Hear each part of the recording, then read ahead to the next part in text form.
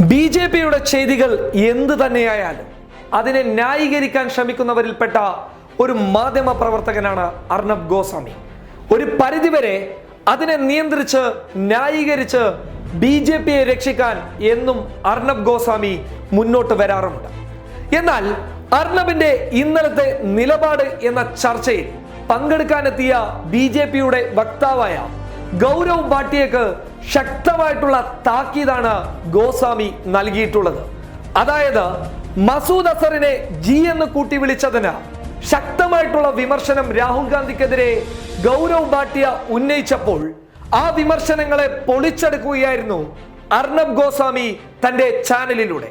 അതായത് അർണബ് മറുപടി നൽകിയത് ഇങ്ങനെയാണ്: മുംബൈ ഭീകരാക്രമണത്തിന്റെ സൂത്രധാരനായ ഹഫീസ് സയ്യിദിനെ ജി എന്ന് കൂട്ടി വിളിച്ചില്ലേ ബി.ജെ.പിയുടെ നേതാവും കേന്ദ്രമന്ത്രിയുമായിരുന്ന രവിശങ്കർ പ്രസാദ്? അതിനെന്തേ നിങ്ങൾ പ്രതികരിക്കാത്തതെന്നായിരുന്നു അർണബിന്റെ മറുപടി. ഇത് ഗൗരവ് ഭാട്ടിയയുടെ വായടിപ്പിക്കുകയും ചെയ്തു. അതിനപ്പുറത്ത് കണ്ടുകൊണ്ടിരുന്ന പ്രേക്ഷകരുടെയും വായടിപ്പിച്ചു. ഒന്ന് ആശ്ചര്യം ഉണ്ടാക്കുകയും ചെയ്തു.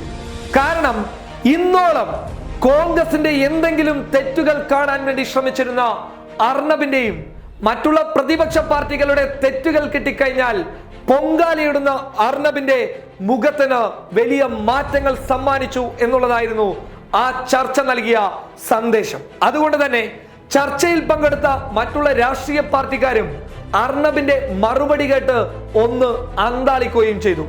ശക്തമായി പറഞ്ഞു കഴിഞ്ഞാൽ എന്ത് സംഭവിച്ചു എന്ന് ഇപ്പോഴും സോഷ്യൽ മീഡിയ ചോദിച്ചുകൊണ്ടേയിരിക്കുകയാണ്. അത് മാത്രമല്ല, ഗൗരവ് ഭാട്ടിയെ പിന്നെയും താക്കീത് ചെയ്യാൻ അർണബ് മുന്നോട്ട് വന്നു. അത് മാത്രമല്ല, പിന്നെയും അർണബ് ഗൗരവ് ഭാട്ടിയെ താക്കീത് ചെയ്തു. അതായത് ബലാക്കോട്ട് ആക്രമണത്തിൽ കോൺഗ്രസിന്റെ നിലപാടിനെ കുറിച്ച് പറയാൻ മുന്നോട്ട് വന്ന ഭാട്ടിയെ പിന്നെയും മതിലിലൊട്ടിക്കുകയായിരുന്നു അർണബ് ഗോസ്വാമി. അതായത് വിഷയത്തിൽ നിന്ന് വ്യതിചലിച്ച് പോകരുതെന്നും അങ്ങനെ പോകാനാണെങ്കിൽ ചർച്ചയിൽ നിന്നും ഇറങ്ങിപ്പോകാമെന്ന് വരെ അർണബ് ഗൗരവ് ഭാട്ടിയക്ക് താക്കീത് നൽകി. എന്താണ് സംഭവിച്ചതെന്നറിയാതെ ഗൗരവ് ഭാട്ടിയെ പോലും ഒന്ന് പകച്ചു നിന്ന് കാണാം. അവസാനം ചർച്ച കഴിഞ്ഞപ്പോൾ അർണബിന്റെ മാസ് ഡയലോഗും, അതായത് കഥ എന്തെന്ന് വെച്ചാൽ പളുങ്കു കൊട്ടാരത്തിലുള്ളവർ മറ്റുള്ളവരെ കല്ലെറിയരുതെന്ന സന്ദേശമാണ് ചർച്ച നൽകുന്നതെന്നായിരുന്നു അർണബിന്റെ മാസ് ഡയലോഗ്.